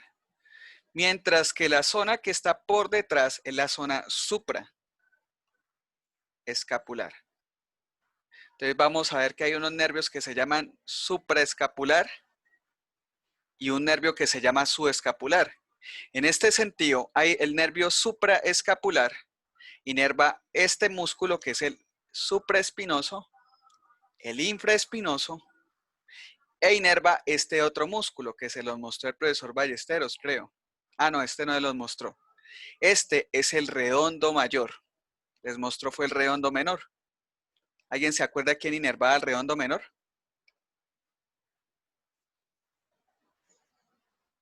¿Alguien se acuerda qué nervio inerva? El axilar. Sí, exacto. Vayan retroalimentando todo el tiempo, que eso después uno ya se acuerda cuál es y uno ya no se confunde. El axilar, ¿sí? Mientras que al redondo mayor lo inerva lo que es el nervio que pasa por encima y detrás de la escápula. Bueno, él se mete por acá, pero uno lo llama supraescapular al nervio. No se le olviden. Y los músculos se llaman supraespinoso porque está arriba de la espina y infraespinoso. Entonces, ¿cuántos músculos inerva el supraescapular? 3 también, ¿no? 1, 2 y 3. ¿Listo? 3 músculos son inervados por el supraescapular. Profe, qué pena. Señora. Es que en una tutoría pues que nos dio un muchacho de PAMRA, Sí. nos dijo que el infraespinoso también estaba inervado por el nervio dorsal de la escápula. ¿Eso No. es correcto o no? No, eso es incorrecto, chicos. El nervio dorsal de la escápula solo inerva a estos que ya los vieron ustedes. ¿Cómo se llaman? Romboideos, ¿se acuerdan? Y al elevador de la escápula. Solo esos 3. ¿Se han visto que los nervios suelen abarcar de a 3 en 3, no? Y así uno se los aprende fácilmente. Eso es erróneo lo que les dijo el chico. Tengan cuidado con eso, tengan criterio. Revisen sus libros. Si están en una clase, siempre revisen sus libros. Y lo que les estoy diciendo es extraído del amor. ¿Vale? Tengan cuidado con eso. ¿Listo? Entonces, solo el dorsal de la escápula, ¿sí? Va para acá. Para el elevador y para los romboideos. Mientras que el supraescapular va para estos 3. Supraespinoso, infraespinoso y, ¿cómo se llama este? A ver si no hay redondo mayor. No Redondo mayor. Profesor, una pregunta. Sí. ¿Al redondo se le puede decir también terete? Sí, terete, ¿sí? Pero creo que al profesor Ballester le gusta más que lo llamen redondo. Tengan en cuenta eso, porque esa es la nomenclatura actual. Yo normalmente, yo hago los nombres que yo conozco. Por eso trato de decirles siempre los 2 nombres o los 3 nombres que reciben. Pero traten de usar la terminología actual.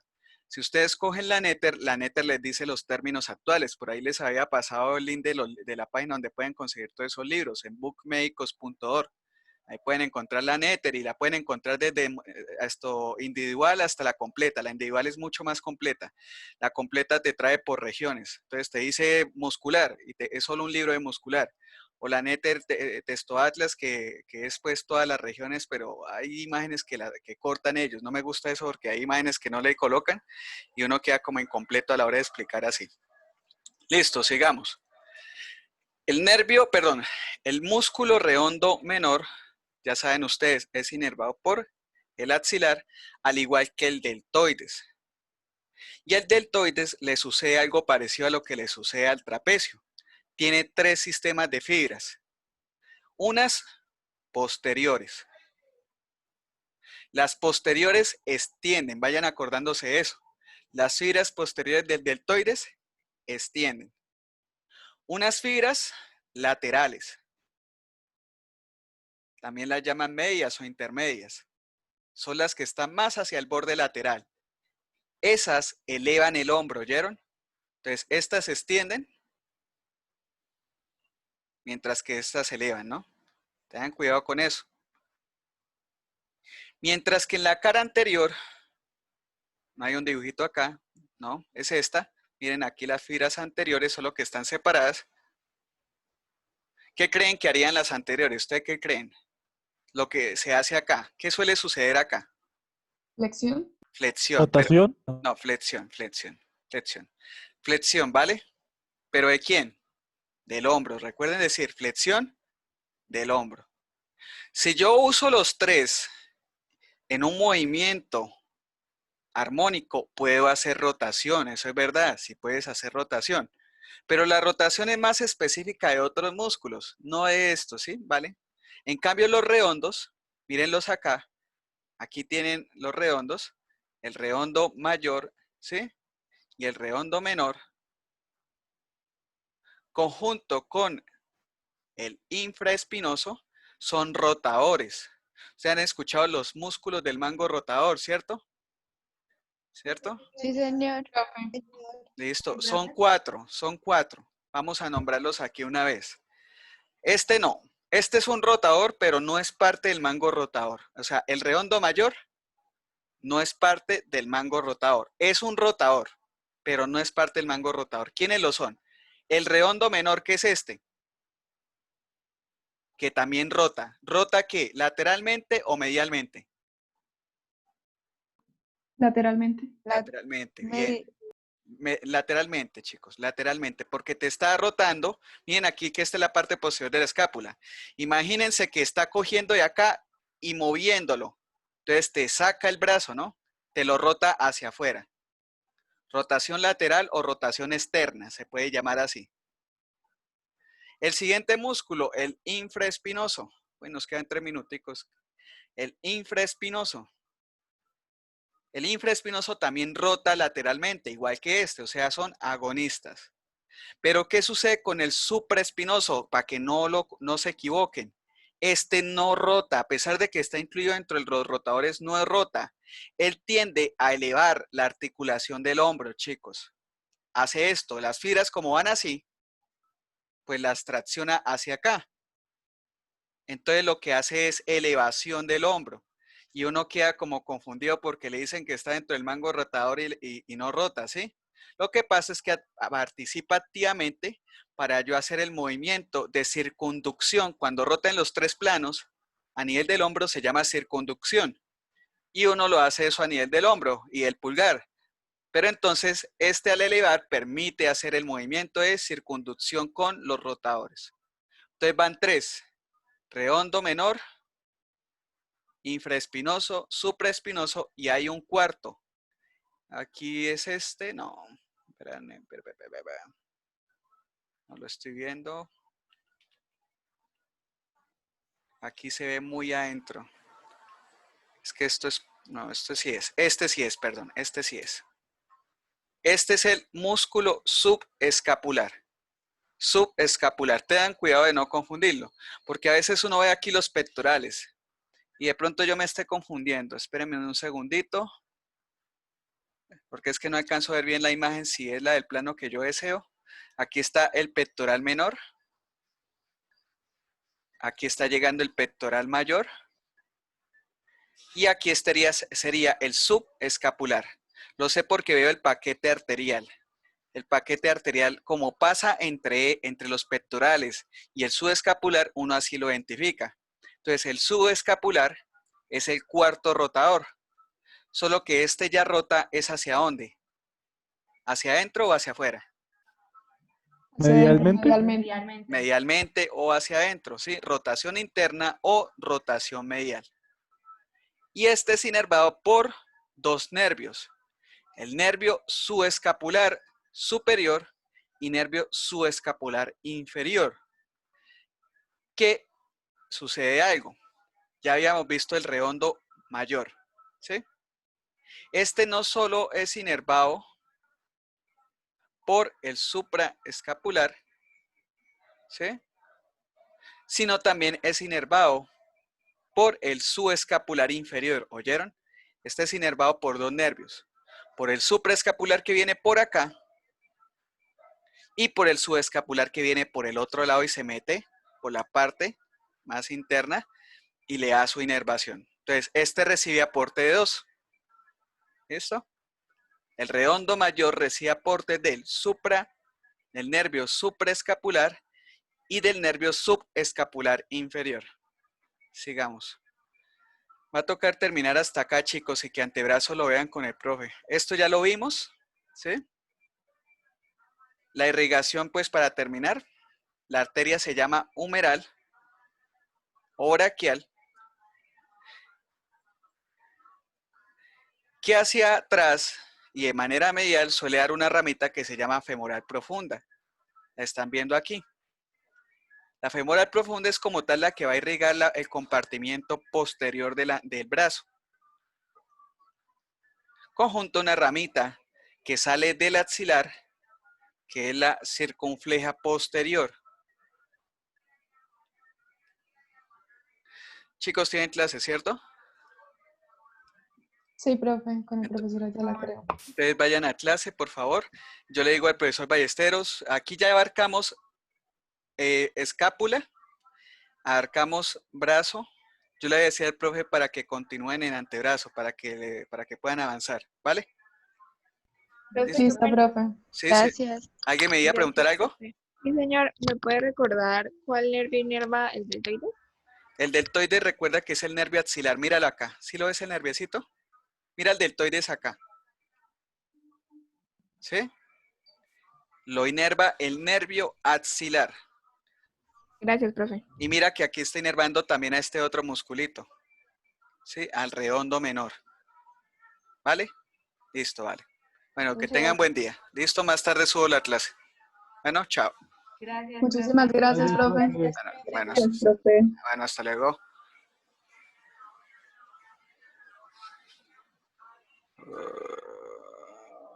Vamos a finalizar.